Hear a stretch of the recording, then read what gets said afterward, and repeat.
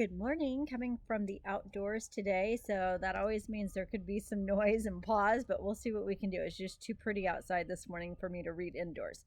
We are starting chapter 11, which I looked at. There are 30 chapters, so that means we are a third of the way through the book. And I think we are definitely starting to figure out some of our characters, and the plot is certainly thickening. So thank you, Little Brown Books, for letting us use this online, and let's jump right in.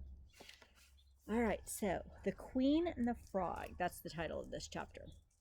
It was the final moments before dawn, and the stars were slowly fading away as the sky began to brighten. Froggy and the twins had been traveling through the dwarf forest for the majority of the night, covering ground as quickly and quietly as possible. Even after all they had been through together, the twins had never seen Froggy so tense.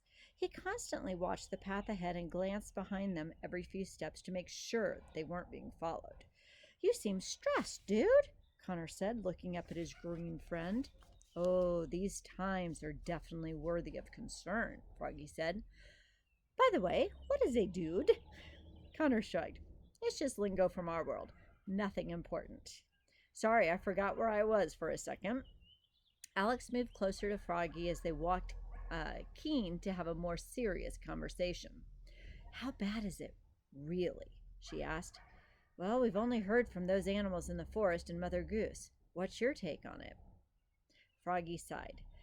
"I cannot recall a time that has been so troubling," he said. "Even when the evil queen was at large, people went on with their lives. But now that the enchantress is back, it's as if the world has stopped. Everybody stays indoors, too afraid to come outside, until the happily ever after assembly can do something." "Well, have they done something? Anything?" Connor asked. "Have they figured out any way to stop her?" "I'm afraid not," Froggy said. "They tried unenchanting the plants covering the Eastern Kingdom, but it was no use. The magic is just too strong. Esmia has grown more powerful than anyone ever thought possible." "Well, besides covering the Eastern Kingdom in plants, has the Enchantress attacked anything else?" Alex asked. "That's all for now," Froggy said, "which means she's likely to strike again at any moment." "Why is everyone calling it the Eastern Kingdom now?" Connor asked. "Did I miss something? Besides, what happened to the Sleeping Kingdom?" "Well, because the kingdom had finally been restored to its former glory before the sleeping curse," Froggy explained. "Queen Sleeping Beauty wanted to celebrate the kingdom's restoration by reclaiming its former title. So they were having a huge celebration on the night the enchantress attacked. Those poor people, they weren't even expecting it." "I wonder if my rubber band trick helped," Connor said to himself. Why has Esmia covered the kingdom in plants? Of all things," Alex said. "If the happily ever after assembly can't stop her magic anymore, why not just curse Sleeping Beauty to die again?" Well, like everyone else in the fairy tale world, Froggy could only guess the answer to this. "The symbolism, I'm assuming," Froggy said, and then rubbed his very tired eyes. "You see, during the sleeping curse, the entire kingdom was covered in thorn bushes and vines because no one was taking care of the grounds. I'm sure Esmia is taking pleasure in seeing all their hard work go to waste by covering it all up again. She's getting more use out of the hostages than casualties. Making people suffer is much crueler than just killing them, if you ask me." Alex and Connor were a tiny bit relieved to hear this. If hostages were what the enchantress was collecting, well, then maybe their mom's life was not in jeopardy. They just hoped that she was not suffering. And now the plants are keeping people prisoner, just like in the thornbush pit. Yes, exactly," Froggy said, although no one has been able to make a connection between the two. "So, what about Queen Sleeping Beauty and King Chase? Are they all right?" "King Chase is still stuck in the Eastern Kingdom as far as anyone knows, and Queen Sleeping Beauty barely made it out. She was attacked while making a run for the border.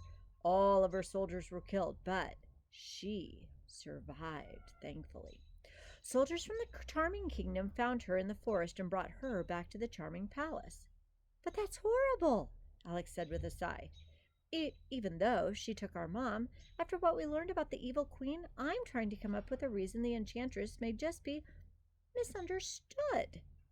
But it's difficult. Connor grunted.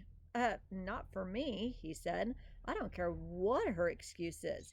If she hurts Mom in any way, I'll make sure it's the last thing she does. So, the sun started to rise and the land around them became more visible. In the distance, the twins were taken back to see a familiar wall made of gray brick that stretched across the entire horizon. Isn't that the wall surrounding the Red Riding Hood kingdom? Alex asked. Oh, yeah, Connor said, recognizing it as well. Wait. Why are we headed there? I thought you were taking us back to your place, Froggy. I am, Froggy reassured. What happened to your hole in the ground? Connor asked. I moved. I live in the castle now, with Queen Red.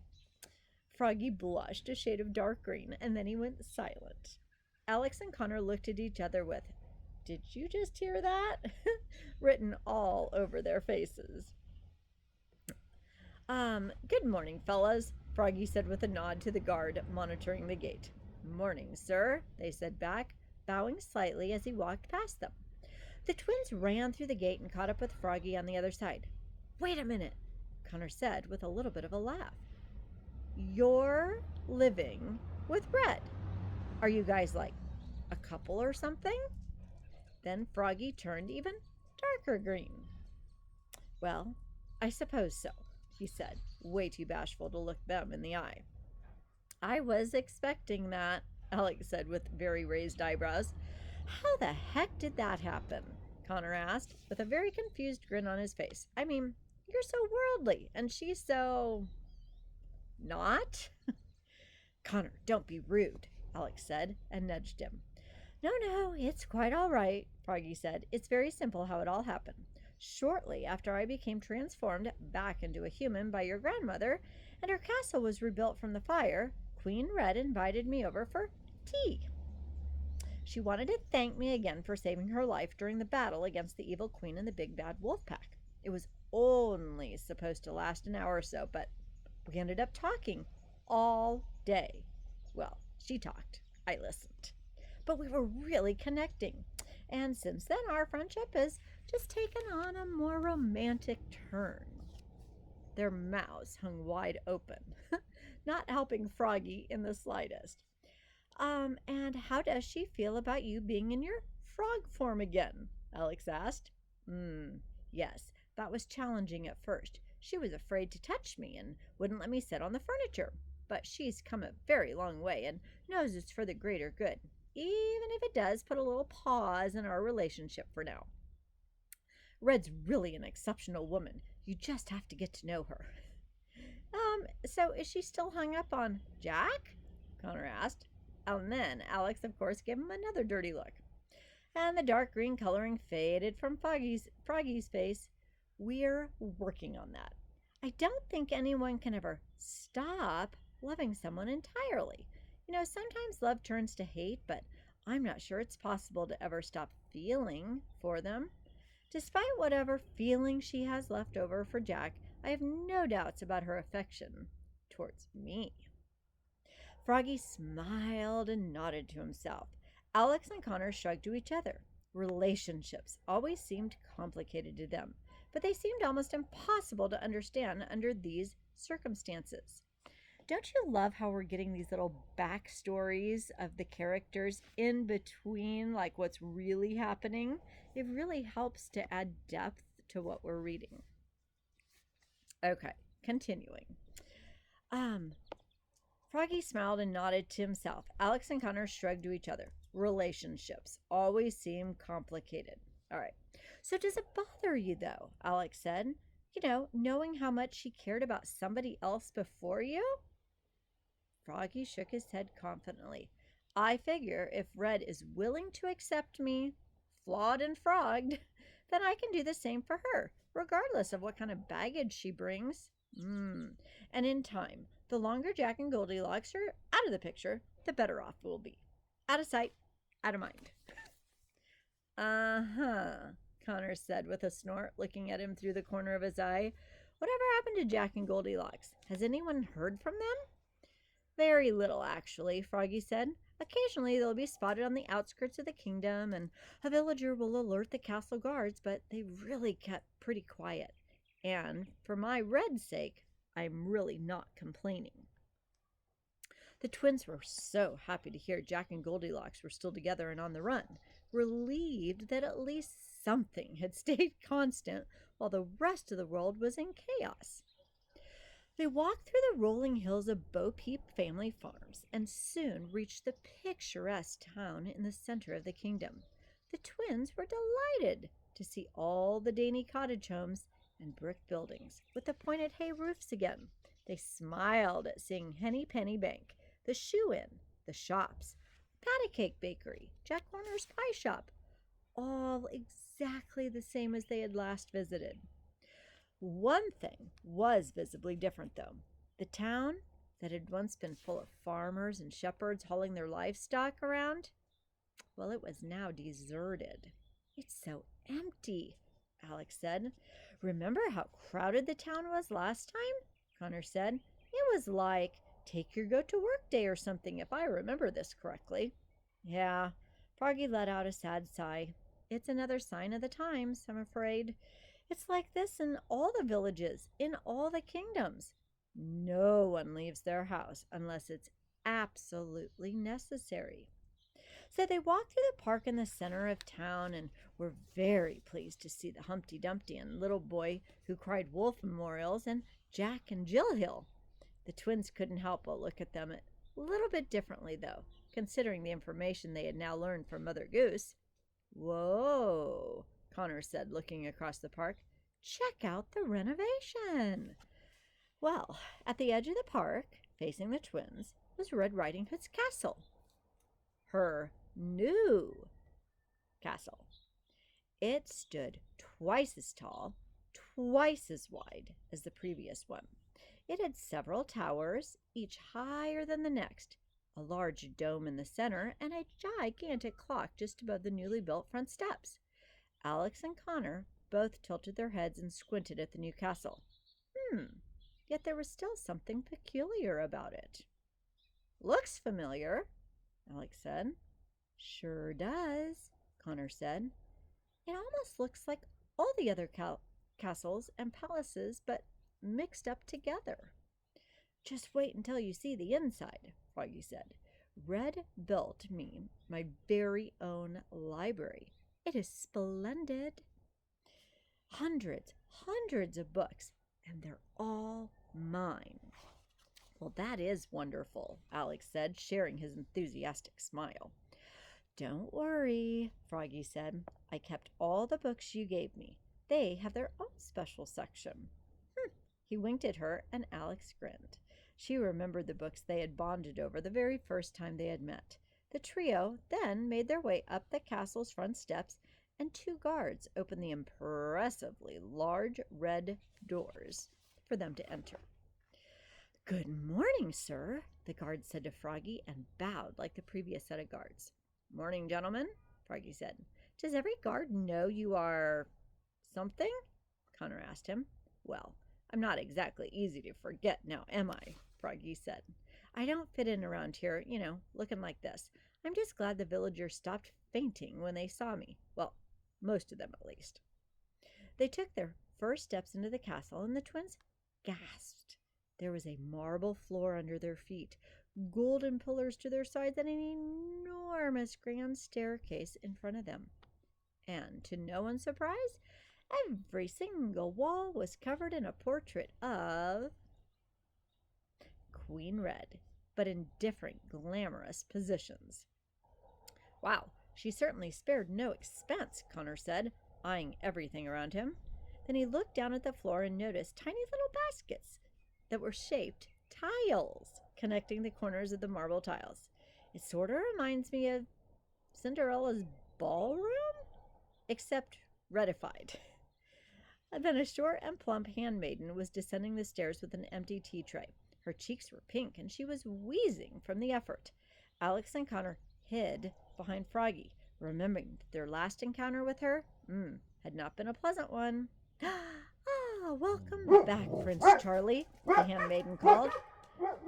That was one of those interruptions I said might happen.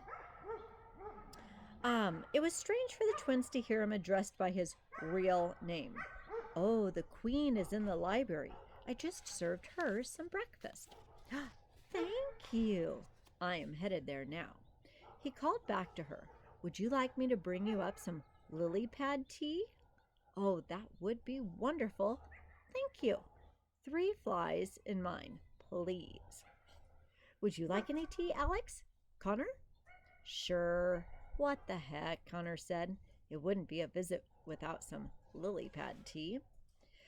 Well, the twins followed Froggy up the stairs, passing the handmaiden, who stopped in her tracks and stared at them peculiarly, not being able to recall just exactly where she knew them from, but clearly remembering it had not been a good experience. So they reached the top of the stairs, made a right, and traveled down another impeccably decorated hallway, also lined with portraits of Queen Red. They found a pair of golden doors with "Library, Place of Books" carved into the wall above it. Connor pointed out the carving to his sister. "I bet you anything it's so she doesn't forget what's inside," he quietly snickered. "Here we are," Froggy said, and pushed open the doors. The twins stepped inside and were awestruck once again. It was the most elegant library they had ever seen, beating even the one in Snow White's palace. Alex almost teared up. Connor nodded with raised eyebrows. "It is just beautiful," Alex said, and placed a hand over her heart. "Yeah, not bad," Connor added. Shelves stretched to the tops of the very high ceiling, with ladders and balconies on various levels.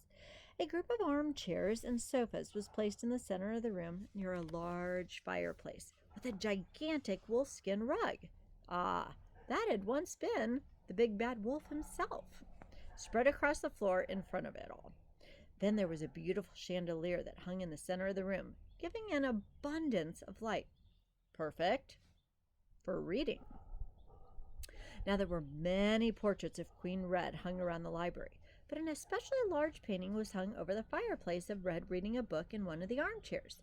The twins had to kind of do a double take, because just below the portrait was the real Queen Red Riding Hood, seated in an armchair, reading a book in the identical position as in the portrait. She looked up as soon as she heard the doorsteps. "You're back," Red said when she saw Froggy. She tossed aside the book, which was thin and mostly pictures, and ran to her bureau. They collided into a giant embrace. Queen Red Riding Hood was such a beautiful young woman with blonde hair, bright blue eyes. She was always dressed to the nines in red gowns and a hooded cape, but the twins noticed something very different about Red. She was wearing nearly as much makeup or jewelry, or she wasn't wearing nearly as much jewelry and makeup as she had been before. Perhaps her relationship with Froggy had simplified the young queen's need to impress. Froggy tried kissing her, but Red pulled away. "No kisses, remember?" Red said. "I love you to death, darling, but I just find you repulsive at the moment. Nothing worse than a cold and clammy kiss." "Oh, you too." Red's full attention now was diverted back to the twins when she spotted them. She stared at them as if Froggy had brought a poisonous snake into the castle. "Red, do you remember Alex and Connor?" Froggy asked. "Remember? How could I forget?" Red said, not looking away from them. "Hi, Red," Alex tried to say politely. "How's it going?" Connor said nicely.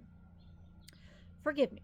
I don't mean to be rude," Red said to the twins. It's just every time I see you two, I'm heartbroken, kidnapped, or homeless." The twins couldn't really argue. She was right. "No worries," Connor said.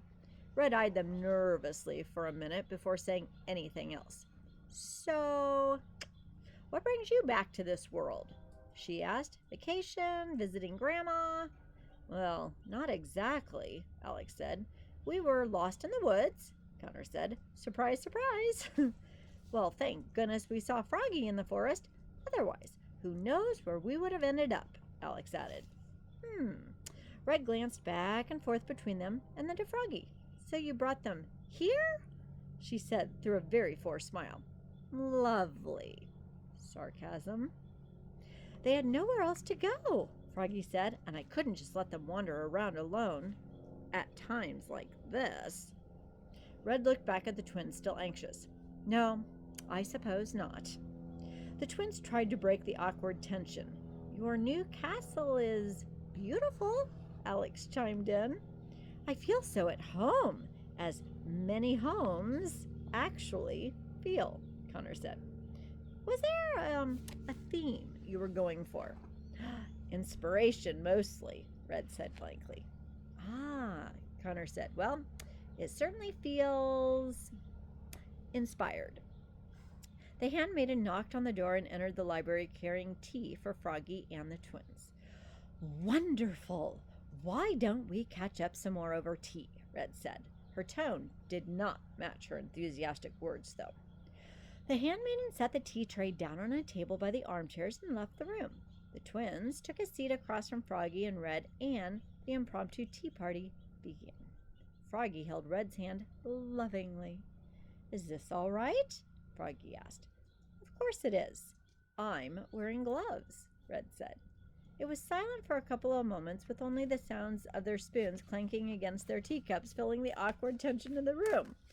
Do you guys see Cooper trying to read the book? Hello, Cooper. Relax. Of course it is. I'm wearing gloves. Oh, we read that. All right. So it was silent for a couple of moments, with only the sounds of their spoons clanking against their teacups filling the awkward tension in the room. So how old are you two now? Red asked. You look like you've grown. We're 13, Connor said. Oh, that is nice, Red said. That's how old I was when I was elected queen. Of course, I had my granny to help me. How is your granny? Alex said. Retired, actually. She lives at the Shoe Inn now, so I've taken over all responsibilities as queen. And how is queenship treating you? Connor asked, and he sipped his lily pad tea and spit it out immediately. Well, it's been difficult, Red said. There's much more to being a queen than people realize. It's not all about the jewels. Fabulous dresses and an abundance of affection. There are lots of decisions to be made every single day about peasants and farmers and their needs and whatnot, you know. Luckily, I've had Charlie to help me. That is so nice, Alex said. And have you passed any new laws or anything worth mentioning recently? Red looked up at the ceiling, trying to recall what her latest act as queen had been. Well, I raised taxes, she said happily, but then her smile faded into a frown. But the people didn't like that at all, so I quickly lowered them. My mistake. Didn't realize they would take it so personally. Apparently, my kingdom has a strong ecology, so there was no need to anyway. A strong economy, dear, Froggy corrected her. Oh yes, economy. Forgive me, Red said. We grow so much food and produce, so much wool, that our traders are very strong with the other kingdoms. The Red Riding Hood kingdom is the breadbasket of the world. Ha! No pun intended. So many connections to our world, right?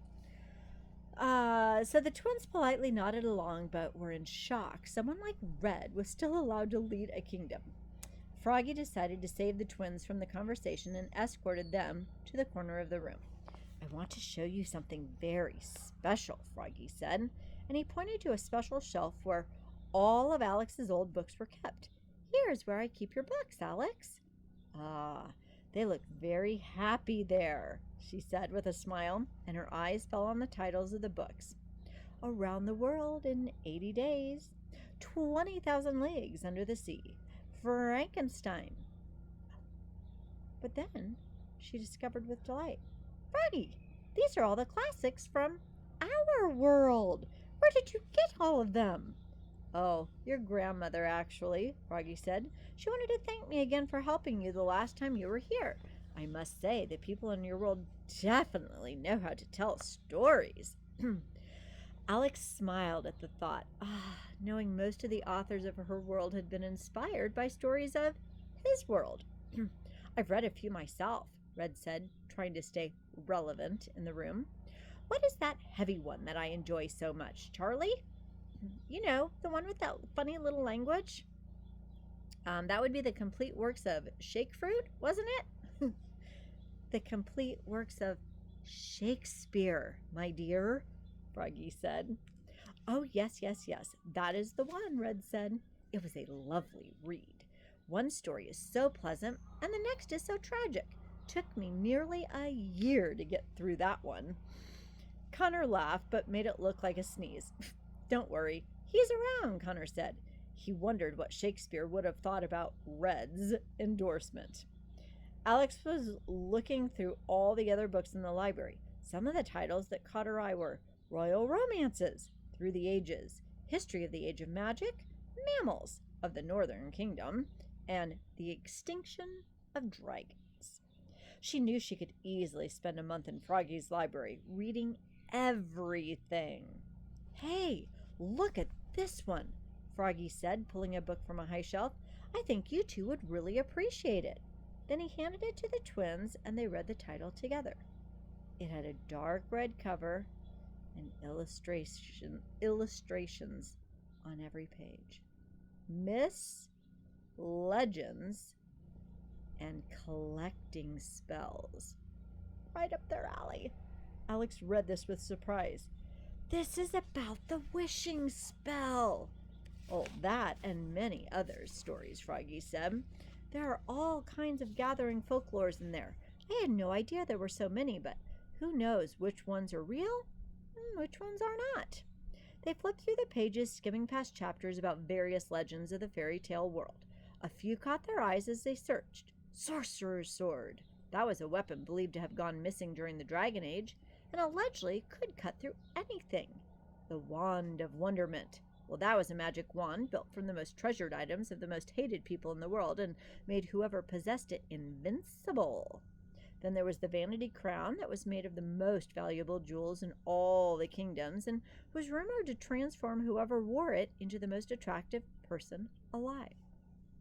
They came across a section devoted to the wishing spell, and Alex read aloud as Connor followed. Okay, why is the author giving us this? Now does it all make sense why we needed to run into Froggy, who collected their books, and how they might defeat the Enchantress? Oh, authors have a funny way of winding their way back to the information we need. All right, so the wishing spell is a legendary spell, mostly told to children to inspire a work ethic. The grants one wish to whoever collects a series of special objects.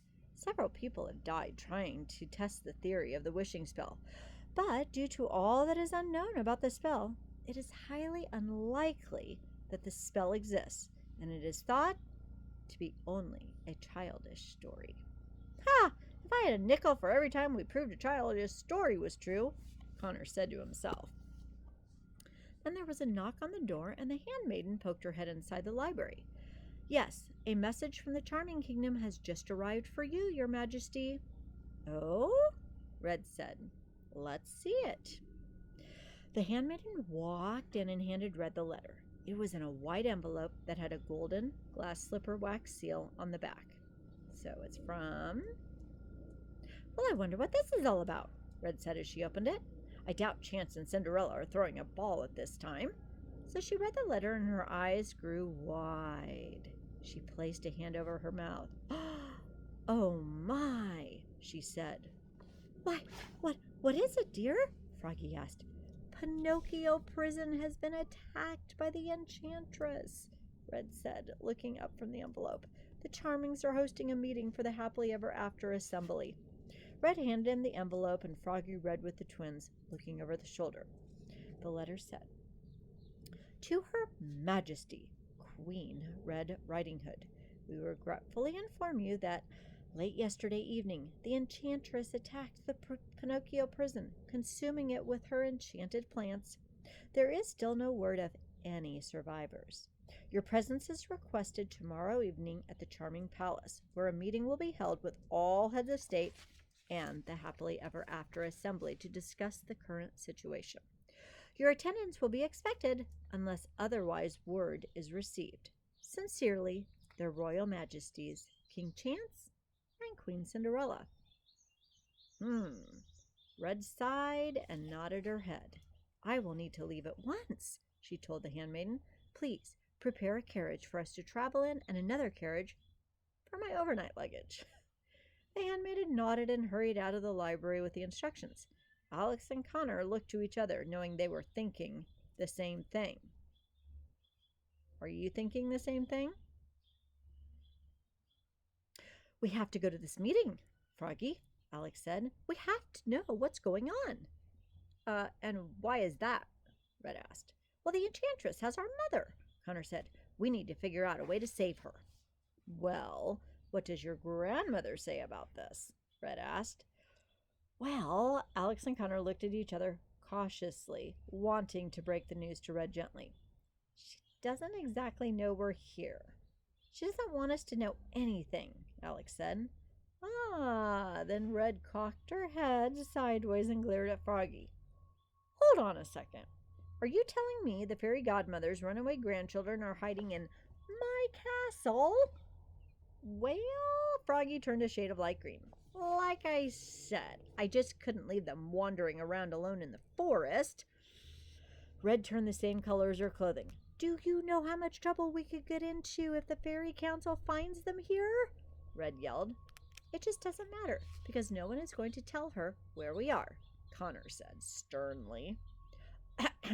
Excuse me, but who died and elected you my successor? Red said. I should have you both thrown out of here. Connor raised an eyebrow and crossed his arms. But you won't, he said snidely, because you know what's worse than involuntarily housing the fairy godmother's runaway grandchildren? Voluntarily kicking out the fairy godmother's runaway grandchildren. I think they're right. Red made a couple of high-pitched grunts as she looked between the twins and Froggy. She hated being compromised in her own home. Well, how are you going to get inside this meeting? Froggy asked the twins. It's for the heads of state only. It's very exclusive. Besides, your grandmother will be there. How would you hide from her? Alex sighed, thinking of how they were going to pull this off. Well, we'll need to hide in something. Something large enough to fit both of us inside, but not suspicious looking. Connor's eyes lit up, and he looked around the room, searching for something he had seen when they came in. He walked across the room and pulled a portrait of Red off the wall. They're going to hide in the painting? Hey, Red, Connor said. Do you still have this dress? Alex and Froggy walked to Red's chair to take a look at what he was referring to. In the portrait, Red was wearing an enormous ball gown that protruded from her waist and flowed to the floor. Ah, now I understand. I believe so, actually, Red said. It was one of the only dresses that was saved in the fire. Wait a second. You're not thinking what I think you're thinking. Are you? Connor looked up at Froggy and his sister with a giant smirk on his face. It didn't take them long to figure out what he was planning, and once they did, matching grins appeared on their faces. Yes, it's perfect, Alex said. I have to admit, it is quite clever, Froggy added. But Red was appalled. Have you all gone mad? Red said. You expect me to waltz into a meeting with the Happily Ever After Assembly with two brats under my dress? Absolutely not. I will not have it or be any part of it whatsoever. Alex and Connor looked to each other and their grins disappeared. Each one gestured for the other to do or to say something to convince her. Red, Alex said, leaning down by her side. Our mom is in danger. We need to know what is going on so we can figure out a way to save her. Connor leaned down on Red's other side, taking his sister's lead. She's all we have, Red. If anything happens to her, we'll be orphans. Red was accosted by their pleading faces. She knew she just couldn't say no to that. Even she wasn't that selfish. All right, all right, all right, Red said. I'll help you out this one time, but after this, I am done. Large smiles appeared on the twins' faces. Red rubbed the sides of her head, wondering how on earth she had gotten so involved so easily. It had been such a quiet day until those twins showed up. Thanks, Red, Alex said. Oh, you won't regret this, Connor added. But Red sank into a chair. Can I please have that in writing? She asked. Okay, so a not so charming evening is coming up tomorrow. Have a great afternoon.